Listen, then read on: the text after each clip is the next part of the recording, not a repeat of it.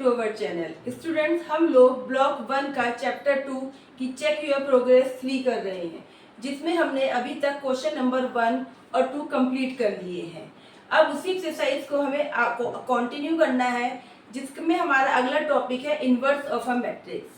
तो बेटा, क्वेश्चन करने से पहले हम लोग उसका एक एग्जाम्पल करेंगे, ठीक है। और एग्जाम्पल करने से भी पहले हम लोग देखेंगे कि इनवर्स का फॉर्मूला क्या होता है, यानी कि एक मैट्रिक्स का अगर इनवर्स निकालना है तो उसके लिए क्या फॉर्मूला अप्लाई करना होता है। तो चलिए स्टार्ट करते हैं। तो स्टूडेंट्स, आपको अगर कोई मैट्रिक्स दे रखी है ए नाम की और आपको उसका इनवर्स निकालना है, तो ए इनवर्स निकालने का फॉर्मूला होता है, यानी एक मैट्रिक्स का इनवर्स निकालने का उसे रिप्रेजेंट कैसे करेंगे, ए और इस तरीके से ऊपर -1 पावर -1 लगाएंगे। तो ये किसका सिंबल हो गया, ये आपका सिंबल हो गया इनवर्स का, ठीक है। A inverse. तो ए इनवर्स यानी ए नाम की एक मैट्रिक्स दे रखी है और आपको उसका इनवर्स निकालना है, तो उसका फॉर्मूला है 1 में ए मैट्रिक्स का डिटर्मिनेंट निकालिए और साथ में एडजॉइंट ए निकालिए। आप लोगों को डिटर्मिनेंट निकालना आता है, आप लोगों को डिटर्मिनेंट निकालना आता है, और इससे पहले क्वेश्चन नंबर 1 और 2 में मैंने आपको एडजॉइंट निकालना भी सिखा दिया है, ठीक है बेटा। तो अब हमें इनवर्स निकालना है। इनवर्स का आपको फॉर्मूला भी पता लग गया है कि 1 में डिटर्मिनेंट इनटू एडजॉइंट है। तो आप बोलोगे मैम ये तो बहुत इजी है, डिटर्मिनेंट भी निकाल लेंगे, एडजॉइंट भी निकाल लेंगे, और उसको फिर आपस में क्या कर देंगे, मल्टीप्लाई कर देंगे, ठीक है बेटा। हाँ, ये बिल्कुल सही है, आप सही कह रहे हैं, ऐसा ही होगा। लेकिन अब जैसे कि अगर आपकी 2x2 की मैट्रिक्स दे रखी है, तो ये तो बड़ा आसान काम हो जाता है कि भाई 2x2 बड़ी छोटी सी मैट्रिक्स है, आप इजीली उसे एडजॉइंट निकालने के लिए माइनर निकालेंगे, फिर कोफैक्टर निकालेंगे, और फिर उससे आप क्या कर देंगे, एडजॉइंट निकाल लेंगे, और डिटर्मिनेंट भी बहुत आसानी से निकल आएगा, ठीक है। तो लेकिन अगर आपकी मैट्रिक्स बड़ी है, 3x3 की मैट्रिक्स है, 3 रो है और 3 कॉलम है, तो क्या होगा कि आपको कैलकुलेशन आपकी लंबी हो जाएगी, थोड़ा कैलकुलेशन ज्यादा करनी पड़ेगी, मेहनत ज्यादा करनी पड़ेगी। लेकिन अगर क्या हुआ, अगर आपने 2x2 मैट्रिक्स या 3x3 मैट्रिक्स की कैलकुलेशन करी, आपने ए इनवर्स निकाला और आंसर आया ही नहीं आपका, तो इतनी मेहनत तो बेकार गई ना। इतनी मेहनत करी हमने माइनर निकाले, कोफैक्टर निकाले, फिर उसका ट्रांसपोज किया, एडजॉइंट निकाला, डिटर्मिनेंट निकाला, फिर उन दोनों को मल्टीप्लाई करा, इतनी कैलकुलेशन करी, उसके बाद आंसर निकला ही नहीं, ठीक है। तो आंसर नहीं निकला, तो इसके लिए आप लोगों को मैं एक पहले टर्म सिखा रही हूँ, वो है इन्वर्टिबल मैट्रिक्स। तो एक बार इन्वर्टिबल मैट्रिक्स के बारे में पढ़ लेते हैं कि वो क्या होती है, और उसका ए इनवर्स निकालने में हमारे लिए क्या बेनिफिशियल है, वो ए इनवर्स निकालने में वो हमारे लिए क्या बेनिफिशियल है, ठीक है बेटा। तो चलिए पहले आपको मैं पढ़ा देती हूँ कि इन्वर्टिबल मैट्रिक्स क्या होती है।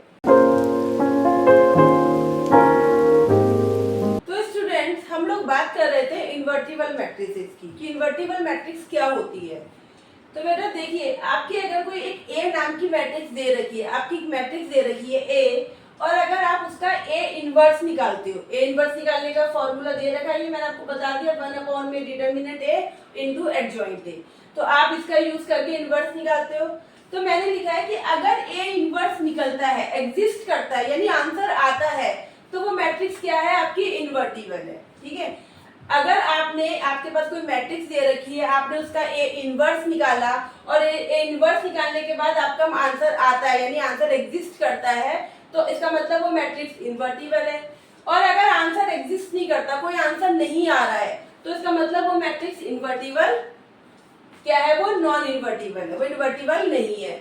तो अब आप पूछोगे मैम इससे क्या लिंक है, भाई इन्वर्टिबल का ए इनवर्स से क्या मतलब है। यहाँ पे तो भाई ए इनवर्स निकालेंगे तो पता लगेगा ना कि इन्वर्टिबल है मैट्रिक्स, ठीक है।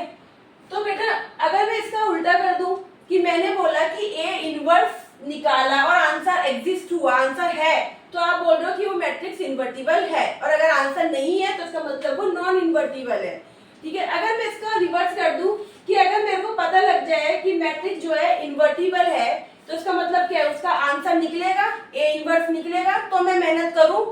और अगर मुझे पता लग गया कि जो मेरी मैट्रिक्स है वो नॉन इन्वर्टिबल है, यानी उसका कोई आंसर निकलेगा ही नहीं, तो मैं ए इनवर्स क्यों निकालूं, मैं सीधा बोल दूंगी भाई it does not have answer, it does not have solution, इसका कोई सॉल्यूशन है ही नहीं।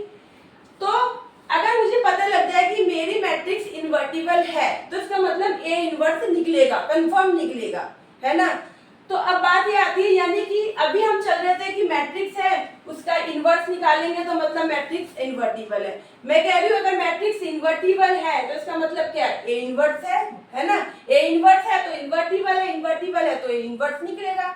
यानी कि अगर मुझे पता लग गया मेरी मैट्रिक्स इन्वर्टिबल है तो इसका मतलब कि मैं जो इतनी लंबी चौड़ी कैलकुलेशन कर रही हूँ, मैं जो माइनर, कोफैक्टर, एडजॉइंट और ट्रांसपोज करना, डिटरमिनेंट निकालना, ये सब जो इतनी लंबी चौड़ी कैलकुलेशन कर रही हूँ उसका कोई बेनिफिट है, यानी ए इनवर्स निकलेगा।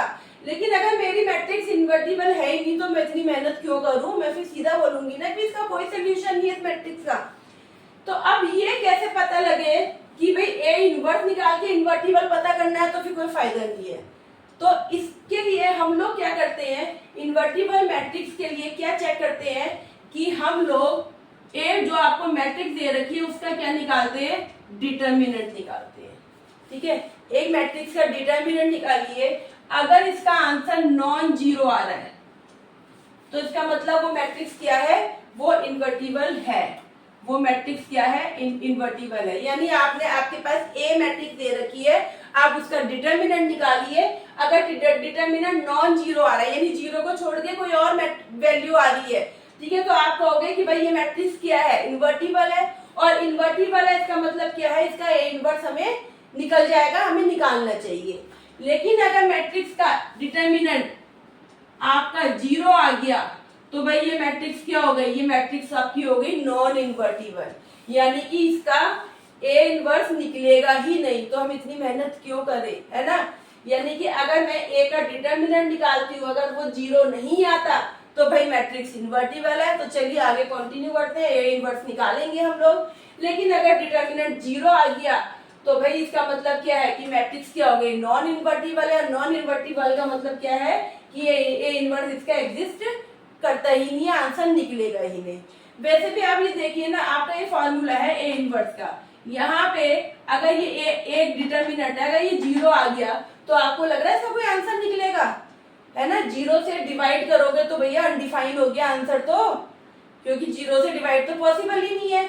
अगर आपका डिटर्मिनेंट जीरो आ गया तो फिर तो आंसर निकलेगा ही नहीं ना, क्योंकि जीरो से डिवाइड नहीं हो सकता, अनडिफाइंड हो जाता है।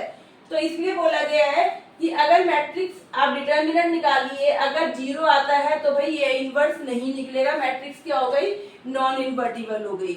और अगर जीरो नहीं आता तो इसका मतलब इन्वर्टिबल है। तो अब आप ये बोलोगे कि मैम ये तो आप सीधा ही बता देते डिटर्मिनेंट और ये इन्वर्टिबल और नॉन इन्वर्टिबल। तो बेटा आपकी बुक में, आपके क्वेश्चन में कई बार ये पूछा जाता है कि मैट्रिक्स इन्वर्टिबल है और नॉन इन्वर्टिबल है, तो आपको पता होना चाहिए कि इन्वर्टिबल का क्या मतलब है, नॉन इन्वर्टिबल का क्या मतलब है। ठीक है, तो यहाँ पे आपको आई थिंक क्लियर हो गया होगा कि क्या इन्वर्टिबल मैट्रिक्स कौन सी होती है, नॉन इन्वर्टिबल कौन सी होती है। ठीक है, अब अगर आपको ए इनवर्स निकालना है तो आपको सबसे पहले क्या निकालना है, डिटर्मिनेंट निकालना है। और डिटर्मिनेंट अगर आपका जीरो आ गया तो आप वहीं पे रोक दोगे क्वेश्चन, आप लिख दोगे भाई मैट्रिक्स क्या है, नॉन इन्वर्टिबल है, तो ए इनवर्स निकलेगा ही नहीं।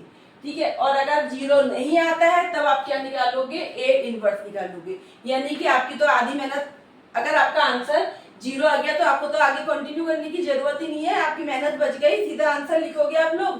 ठीक है, तो इसलिए मैंने आपको ये सब समझाया कि इन्वर्टिबल क्या होता है। क्वेश्चन में अगर आ जाए कि चेक करो कि मैट्रिक्स इन्वर्टिबल है कि नहीं है, तो आपको क्या निकालना है, डिटर्मिनेंट निकालिए और देखिए अगर जीरो आ रहा है तो नॉन इन्वर्टिबल है, अगर जीरो नहीं आ रहा है तो वो इन्वर्टिबल है। ठीक है, और अगर आपको ए इनवर्स निकालने को बोला जाता है उस केस में भी आपको पहले डिटर्मिनेंट निकाल के चेक कर लीजिए मैट्रिक्स इन्वर्टिबल है कि वर्टिबल है। ठीक है, सॉरी, इन्वर्टिबल है या नॉन इन्वर्टिबल है, जिससे पता लग जाए कि उसका ए इनवर्स निकलेगा कि नहीं निकलेगा। ठीक है बेटा, तो ये इस आपको समझ में आ गया होगा कि इसका क्या मीनिंग है, क्यों मैंने आपको क्यों समझाया है। चलिए अब एग्जांपल नंबर 7 कर लेते हैं, जिसमें हमें ए इनवर्स निकालने के लिए बोला गया है। चलिए कंटिन्यू करते हैं। तो बेटा ये आपका एग्जांपल नंबर 7 है, जो पेज नंबर 43 पे दे रखा है। आपको ए इनवर्स निकालना है और आपकी मैट्रिक्स कौन से ऑर्डर की है, 2x2 ऑर्डर की। तो आपको ए इनवर्स निकालने का फॉर्मूला ये दे रखा है। तो सबसे पहले हम क्या निकाल लेते हैं, डिटर्मिनेंट निकाल लेते हैं, सो दैट पता लग जाए कि डिटर्मिनेंट जीरो है कि कोई और वैल्यू है। तो डिटर्मिनेंट निकाला मैंने यहाँ पे इसका तो -3 को 4 से किया तो -3 को 4 से किया तो माइनस के 12 आ गए और बीच में माइनस का साइन लगता है। 5 को 2 से किया तो 10, यानी कि इसका आंसर क्या आ गया माइनस के 22। ठीक है, तो बेटा ए डिटरमिनेंट क्या है आपका 0 आया है? नहीं आया। इसका मतलब मैट्रिक्स क्या है, ये इन्वर्टिबल है, यानी इसका ए इनवर्स निकल जाएगा। तो चलिए ए इनवर्स निकालते हैं। अब मुझे कंफर्म है कि इसका ए इनवर्स निकलेगा, तो अब सबसे पहले ए इनवर्स के लिए क्या निकालना है, आपने डिटरमिनेंट निकाल लिया, आपको क्या निकालना है, एडजॉइंट निकालना है। तो एडजॉइंट के लिए सबसे पहले क्या निकालना होता है, माइनर। तो m11 -3 ये रो गई, ये कॉलम गया 4, m12 यानी कि 5, तो ये कॉलम गया, ये रो गई बचा 2, m21 का मतलब हो गया ये, यानी ये रो ये कॉलम गया तो 5, m22 का मतलब हो गया 4, यानी कि 4 वाला ये रो गई और ये कॉलम गया तो माइनस के 3। ठीक है बेटा, अब आपको क्या निकालना है, कोफैक्टर C11, यानी -1 I + j, यानी 1 + 1 × 4, m11 से मल्टीप्लाई करनी है। C12 -1 1 + 2 × 2, m12 से करनी है, फॉर्मूला आपको पता ही है। C21 निकाला तो -1 2 + 1, m21 की वैल्यू क्या है 5, और C22 निकाला तो -1 2 + 2 और m22 की वैल्यू है -3। चलिए सॉल्व कर लेते हैं इसको। -1 की पावर 2 टाइम्स है, यानी कि प्लस का 1 हो गया, प्लस के 1 को 4 से किया तो 4 आ गया। -1 की पावर 3 है, यानी कि -1 ही रहेगा, तो -1 को 2 से किया तो -2 आ गया। -1 की पावर 3 है, यानी कि -1 को 5 से किया तो -5 आ गया। -1 की पावर 4 है, यानी प्लस का 1 प्लस के 1 को -3 से किया तो -3 आ गया। ठीक है, ये आपके कोफैक्टर निकल गए। अब कोफैक्टर के अकॉर्डिंग यहाँ पे अगर आप मैट्रिक्स बनाते हो तो ये बनेगी 4 1 2 लोकेशन, यानी कि -2 यहाँ पर आएगा, -5 यहाँ पे और -3 यहाँ पे।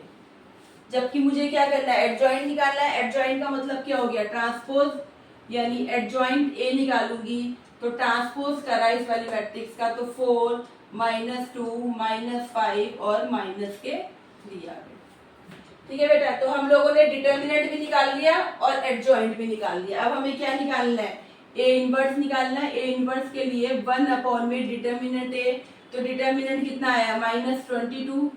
ठीक है, आपको मल्टीप्लाई किससे करना है, आपको मल्टीप्लाई करना है मैट्रिक्स से, कौन सी से, 4 -5 -2 -3। अब मैंने इसको इससे सबसे मल्टीप्लाई करा तो 1 में -22 को 4 से किया, तो ये आप इसे डिवाइड कर, आप इसे मल्टीप्लाई करके भी लिख सकते हो और आप इसे ऐसे भी छोड़ सकते हो। ठीक है, यहाँ मल्टीप्लाई कर लेते हैं, तो 4 में 22 माइनस के है तो माइनस का साइन लग गया, -5 को 1 में से मल्टीप्लाई करा तो 5 में 22 हो गया, है ना। 5 को 1 से क्या 5 बन जाए 1 में 22, और बेटा ये माइनस और ये माइनस क्या हो गए, कैंसिल हो गए, तो इसलिए मैंने माइनस का साइन नहीं लगाया। अब 2 को इससे मल्टीप्लाई करा तो ये क्या हो गया 2 में 22, माइनस से माइनस कैंसिल हो गए। -3 को 1 माइनस से किया तो 3 में 22, माइनस से माइनस कैंसिल हो गए।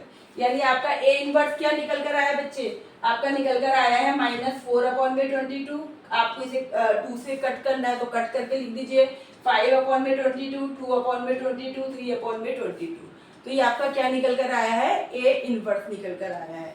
चलिए मैंने एग्जाम्पल नंबर 7 आपको कंप्लीट करवा दिया है।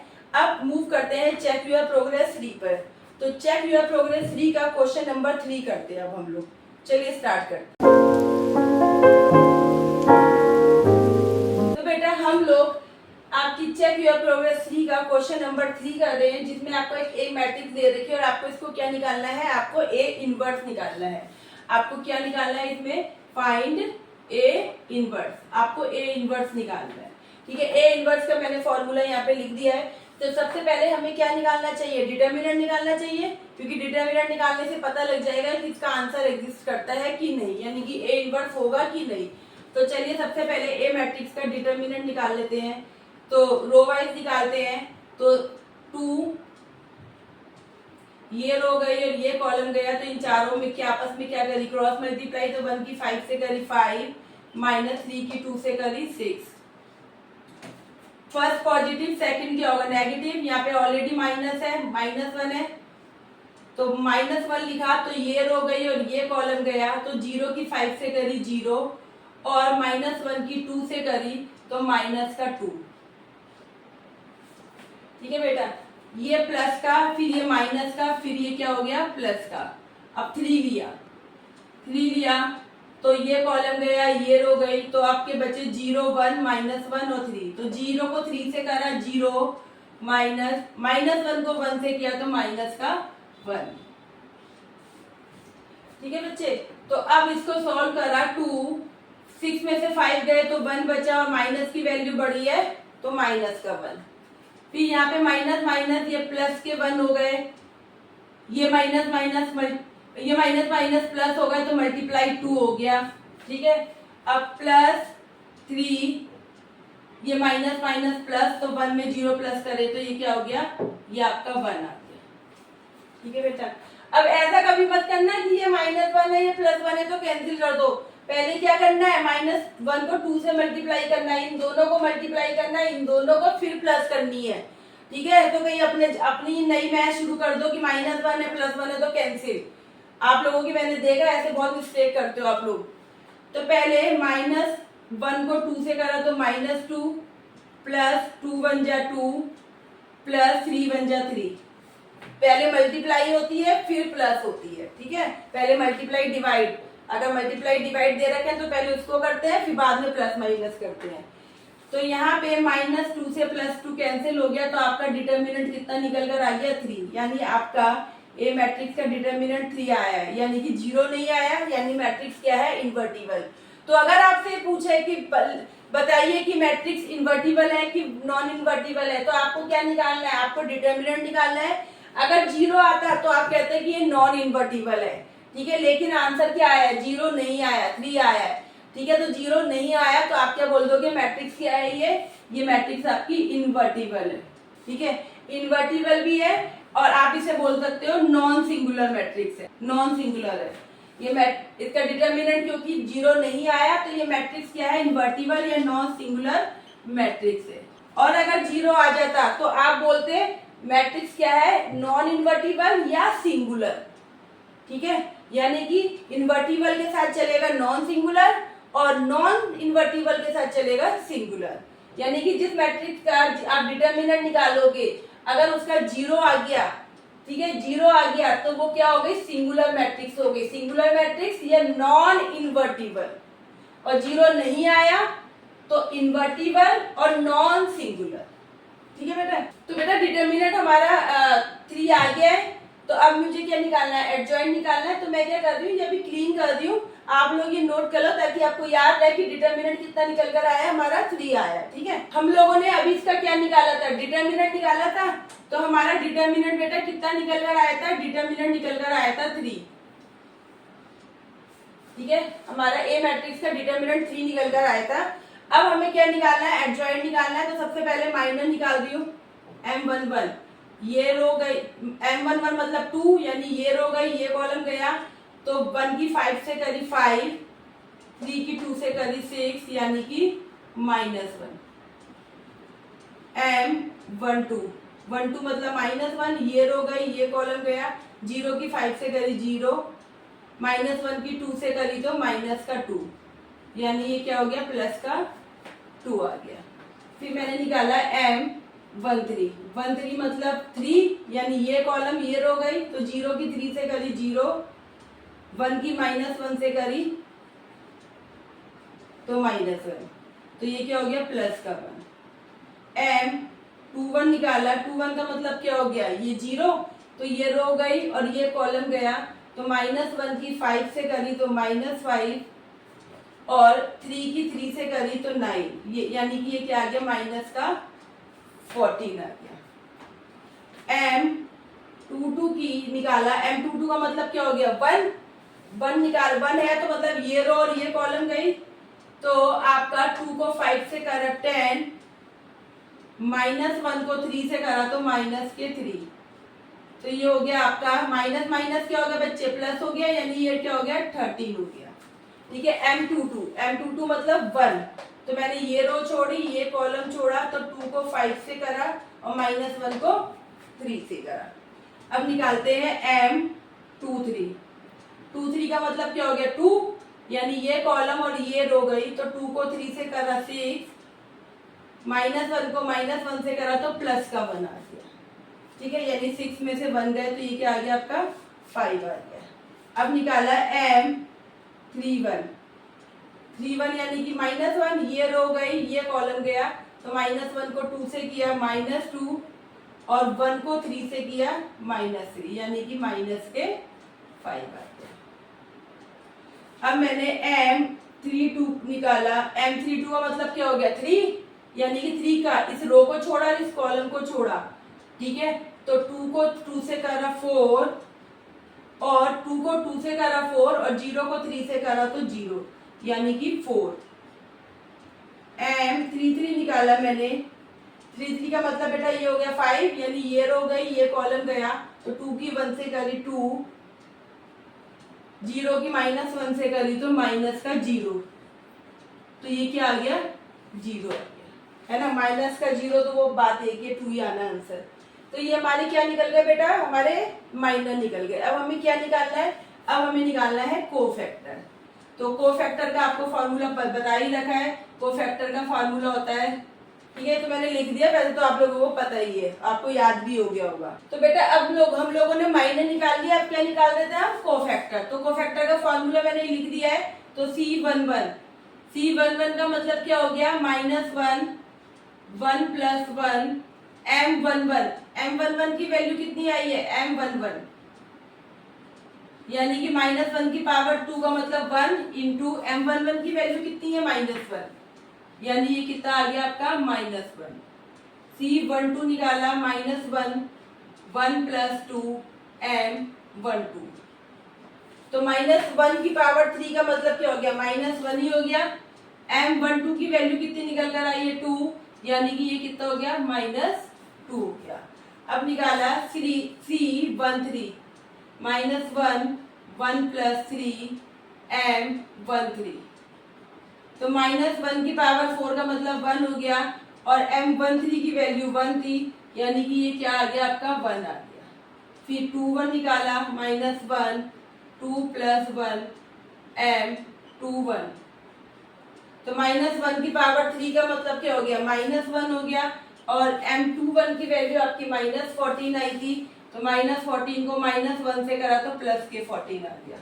अब आपका C22 निकाला -1 2 + 2 M22, तो -1 की पावर 4 का मतलब 1, M22 का क्या है 13 है, तो ये क्या हो गया 13 बन जा 13।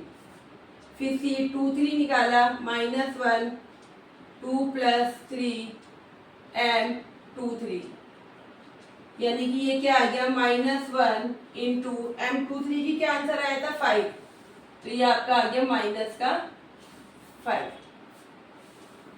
अब आपका निकाला C31 यानी -1 3 + 1 M23 के बाद 31 निकालना है, तो 31 लिखा, यानी कि प्लस का 1 और M31 की क्या वैल्यू थी बेटा -5, तो ये आपका क्या हो गया -5।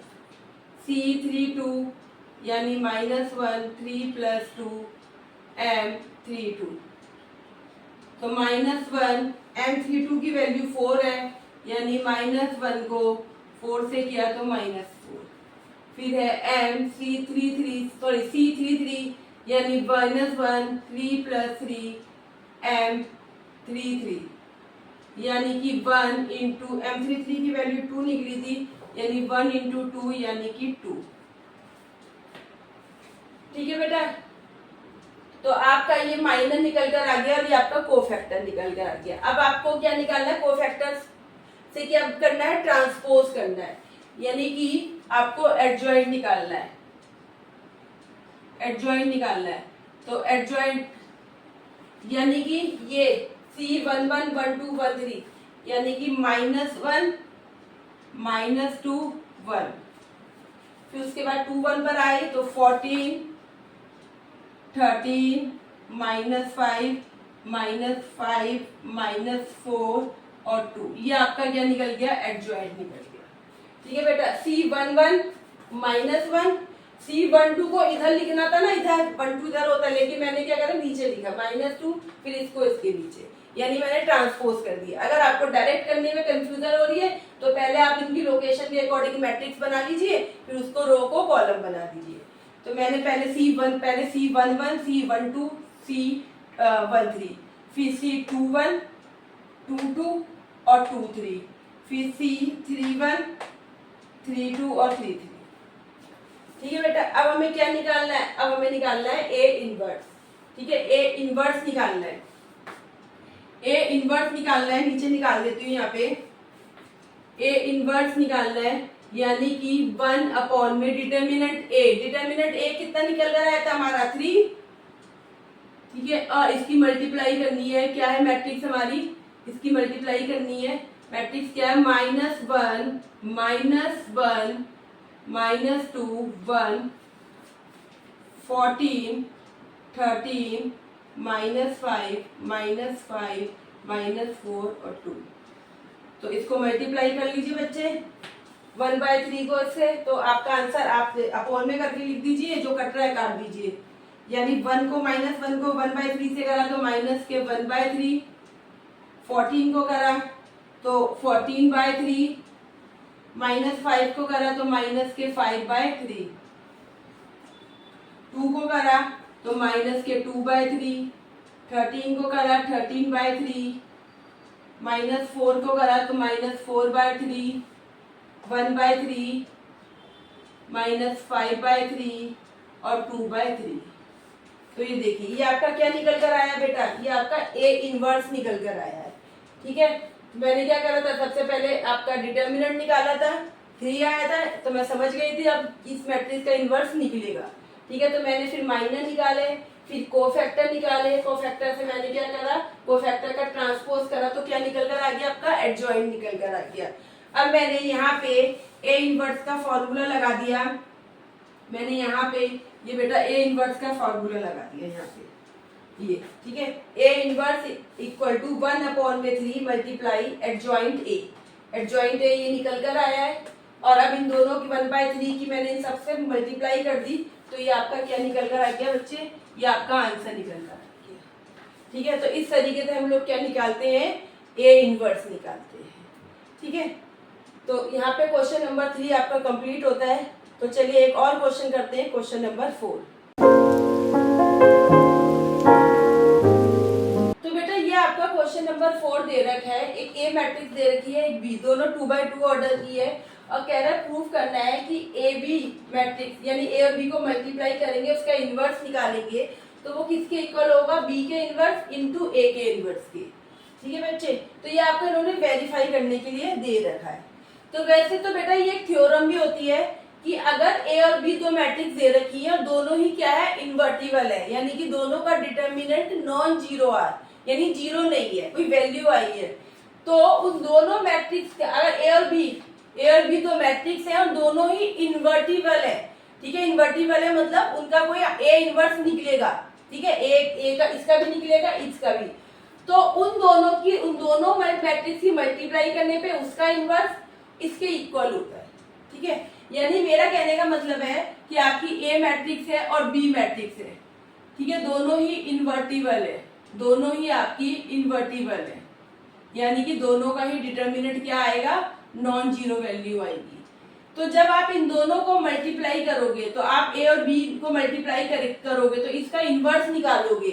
ठीक है, यानी 2 को मल्टीप्लाई करके उसका इनवर्स निकालोगे, तो वो आंसर जो है ना वो बी के इनवर्स इंटू ए के इनवर्स के बराबर आएगा, यानी कि A inverse into B inverse करोगे ना तो ये गलत है, इसके इक्वल नहीं आएगा, B inverse into A inverse के बराबर आएगा। ये थ्योरम है कि दो मैट्रिक्स है और दोनों ही इन्वर्टिबल है, तो उन दोनों मैट्रिक्स को मल्टीप्लाई करके उसका इनवर्स जो है वो किसके बराबर आएगा, बी मैट्रिक्स का इनवर्स ए मैट्रिक्स का इनवर्स, यानी कि पीछे वाली मैट्रिक्स आगे, आगे वाली मैट्रिक्स पीछे।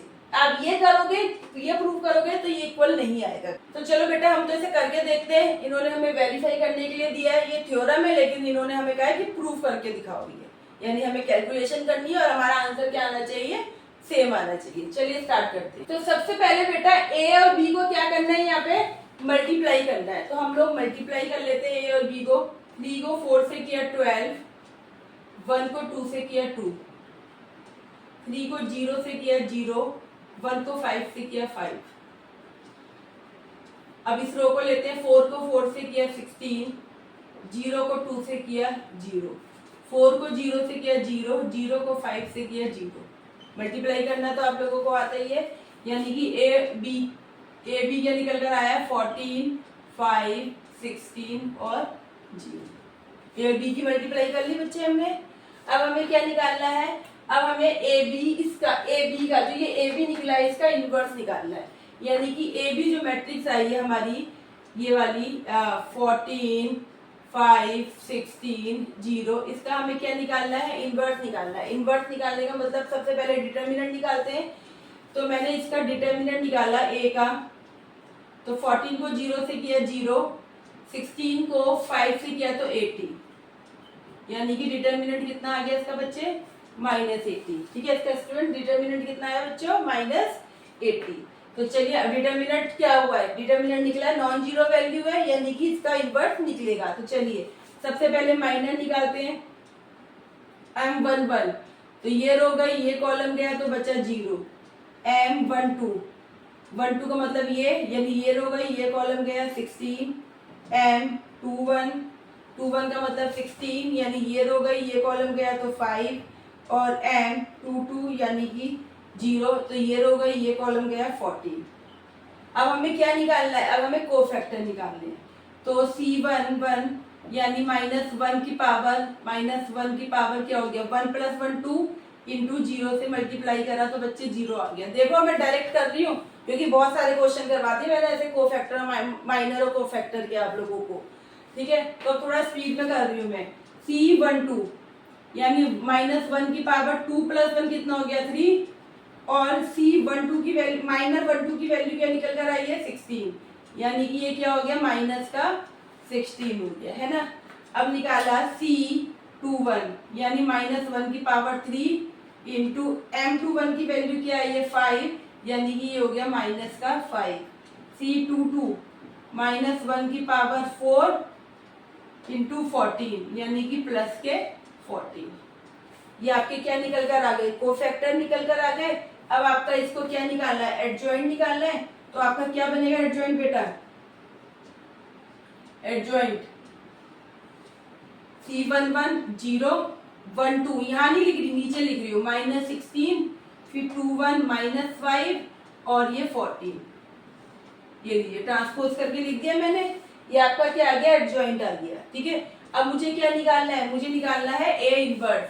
तो ए इनवर्स के लिए क्या फार्मूला था, हमें यहाँ पे क्या निकालना है, ए बी का इनवर्स। तो क्या फॉर्मूला था, 1 में डिटर्मिनेंट ऑफ ए बी। ठीक है बेटा, सॉरी बेटा यहाँ पे भी डिटर्मिनेंट ऑफ ए बी करना है, ए बी मैट्रिक्स है ना, तो डिटर्मिनेंट ए बी करना आप लोग। ठीक है, तो डिटर्मिनेंट ऑफ ए बी। ठीक है, और यहाँ पे एडजॉइंट भी किसका निकलेगा, एडजॉइंट भी निकलेगा ए बी का। ये एडजॉइंट किसका निकला है, ए बी का निकला। ठीक है, इनटू एडजॉइंट ए बी। तो एडजॉइंट क्या, सॉरी क्या आया है 0 -5 -16 और -14। तो सॉल्व करा इसे 1 में डिटर्मिनेंट कितना बच्चे निकल कर आया था हमारा, डिटर्मिनेंट -80 निकल कर आया था। तो यहाँ -80 0 -5 -16 -14। तो अब आप इसे मल्टीप्लाई कर लीजिए, यानी कि आपका आ गया 0 से करा 0, 5/80, 16/80 और 14/80। माइनस माइनस तो कैंसिल हो जाएंगे ना बच्चे, तो इसको मैं काट लेती हूँ। तो ये हो गया मेरा 0, 5 को 80 से करा तो 5 × 5 और 5 × 6 = 30 हो गया। ठीक है, ये हो गया 1/5, 16 5 × 80 इसको कर लेते हैं, तो 2 के टेबल से काट लेते हैं। 2 7 जा 40 और ये हो गया 7/40, और तो कटेगा नहीं है। ठीक है, 2 7 जा 14 और 2 4 जा ये, तो ये आपका ये क्या आ गया, ए बी इनवर्स निकल कर आ गया आपका बेटा। ये 0 1/16 1/5 और 7/14, ये आपका ए बी इनवर्स निकल कर आ गया। ठीक है, अब मुझे क्या निकालना है, बी का इनवर्स और ए का इनवर्स, यानी पहले बी इनवर्स निकालिए, फिर ए इनवर्स निकालिए, फिर उसको आपस में मल्टीप्लाई करिए। तो चलिए करते हैं, आप ये इतना नोट करके रखिए। ठीक है, मैं ये रब कर रही हूँ, फिर मैं बी इनवर्स और ए इनवर्स निकालती हूँ। तो बेटा मैंने यहाँ पे ए बी इनवर्स लिख दिया है, ये आंसर आया था। ये 0 1/16 1/5 और ये माइनस के 7/40 है। आप चेक कर लेना, शायद मैं कहीं माइनस लगाना भूल गई हूँ। ठीक है, तो माइनस का 7/40 है। ठीक है, तो अब चलिए, अब हम करते हैं बी का इनवर्स निकालते हैं। तो बी मैट्रिक्स आपकी दे रखी है 4 0 2 5। तो सबसे पहले इसके माइनर निकालते हैं, M11, तो माइनर पहला 5 आ गया, M12 12 का मतलब 0, तो ये रो गई और ये कॉलम गया तो 4 आ गया, सॉरी 12 0, तो ये रो और ये कॉलम गया तो 2 आ गया। M21 यानी 2 यानी ये और ये गया तो 0 आ गया। M22 यानी कि 5 यानी ये कॉलम और ये रो गए तो आपका 4 आ गया। माइनर निकल गया, आ गए। अब कोफैक्टर निकालते हैं, C11 -1 की पावर 2 इंटू 5 यानी कि क्या हो गया, ये 5 हो गया। ठीक है, फिर C12 -1 की पावर 3 इंटू 2 यानी कि -2। ठीक है बच्चे, तो माइनस का जरा ध्यान रखना, कई बार होता है कि बोल रहे हम माइंड में है लेकिन लिखते हुए भूल गए, तो वहां पे -7/40 आएगा। C21 -1 की पावर 3 इंटू 0 यानी कि ये तो 0 ही हो जाएगा। C22 -1 की पावर 4 इंटू 4 यानी कि ये क्या हो जाएगा, 4 हो जाएगा, है ना। -1 की पावर 4 मतलब 1 इंटू 4। तो चलिए अब इसका हम लोग इससे एडजॉइंट निकालते हैं। इसका एडजॉइंट बी निकाला तो C1 5 आया, C12 -2 ये 0 और ये 4 आ गया। ठीक है बेटा, अच्छा हमने डिटर्मिनेंट नहीं निकाला था इसका, तो बी का डिटर्मिनेंट में यहाँ निकाल देती हूँ।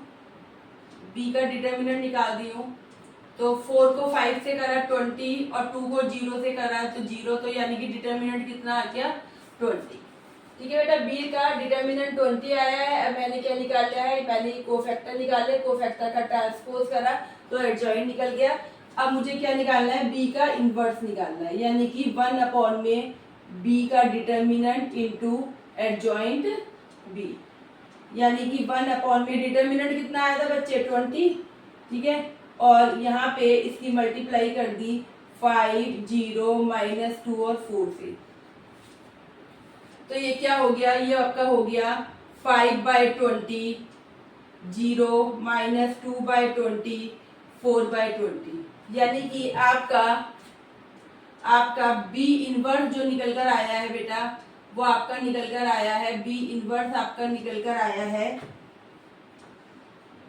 ये मैंने काट लिया 1/4 0 -1/10 और ये हो गया 1/5।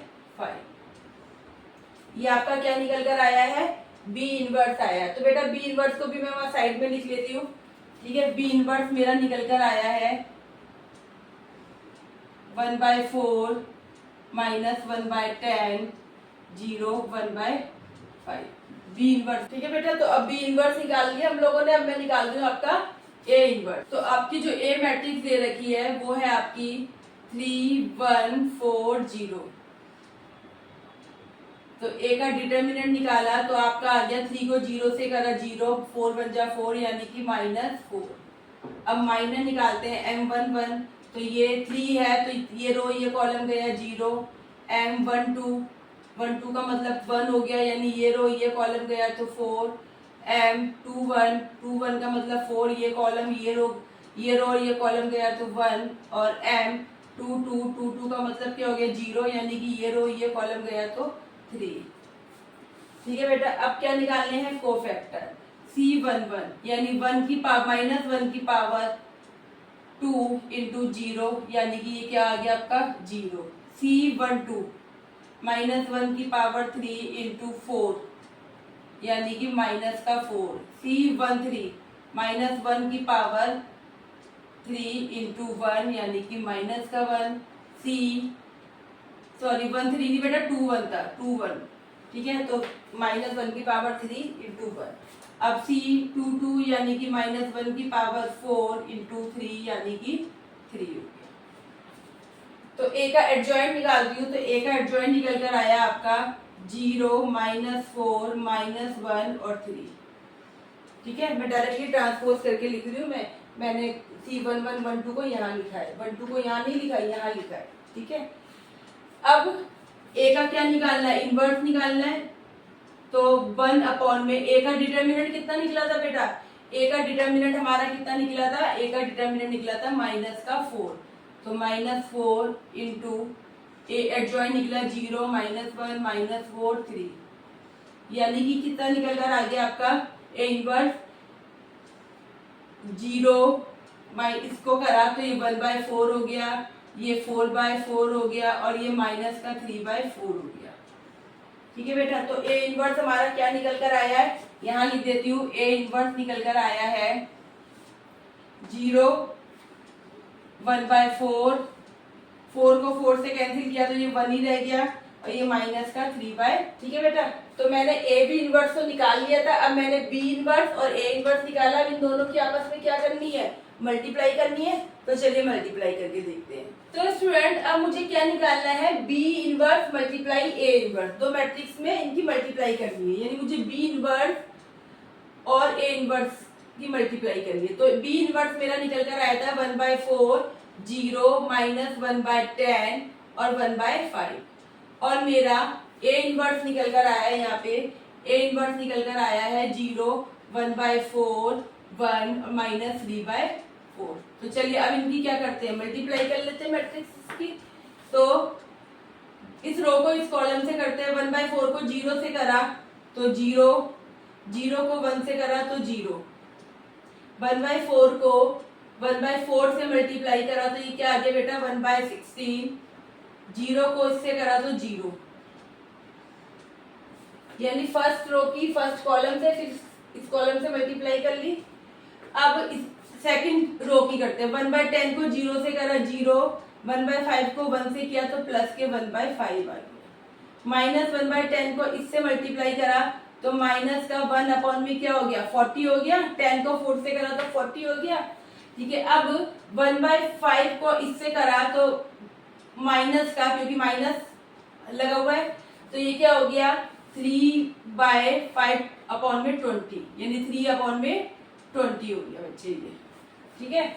1/10 को 1 से किया तो यहाँ पे सॉरी 1/10 को 1/4 से किया तो माइनस 1 अपॉन में 40 आ गया, फिर 1/5 को इससे मल्टीप्लाई करा तो 3 अपॉन में 20 आ गया। अब इसको फर्दर सॉल्व करते हैं हम लोग, तो ये क्या हो गया 0 1/16 में 0 प्लस करा तो 1/16 ही रहा, 1/5 में 0 प्लस करा तो 1/5 ही रहा।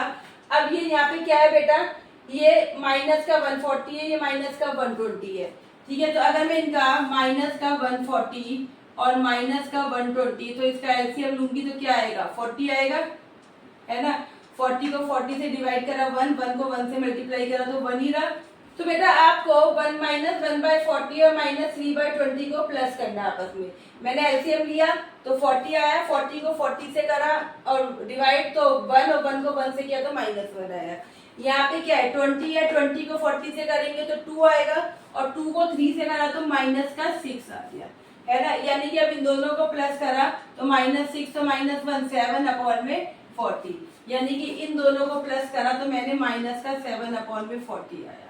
तो चलिए बेटा ये आपका क्या निकल कर आया है बी इनवर्स और ए इनवर्स, ये निकल कर आया है बी इनवर्स। अब इसको चेक करते हैं, इन्होंने बोला था चेक करना है कि क्या बी इनवर्स ए इनवर्स और ए बी इनवर्स सेम है। तो बेटा मेरा बी इनवर्स और ए इनवर्स ये आया था, ए बी इनवर्स देखते हैं कितना आया था। ए बी इनवर्स आया था मेरा 0 1/16 1/5 और माइनस के 7/40, ठीक है बेटा, तो देख लीजिए आपका ए बी इनवर्स जो है, आपका ए बी इनवर्स जो है वो इक्वल है किसके, बी इनवर्स ए इनवर्स के। ठीक है, तो ये हमने प्रूव करके भी दिखा दिया। मैंने आपको बोला था ये थ्योरम भी है कि ए और दो मैट्रिक्स जब इन्वर्टिबल है तो उन मैट्रिक्स का, ए बी मैट्रिक्स का इनवर्स जो है वो इक्वल होता है बी का इनवर्स इनटू ए के इनवर्स के।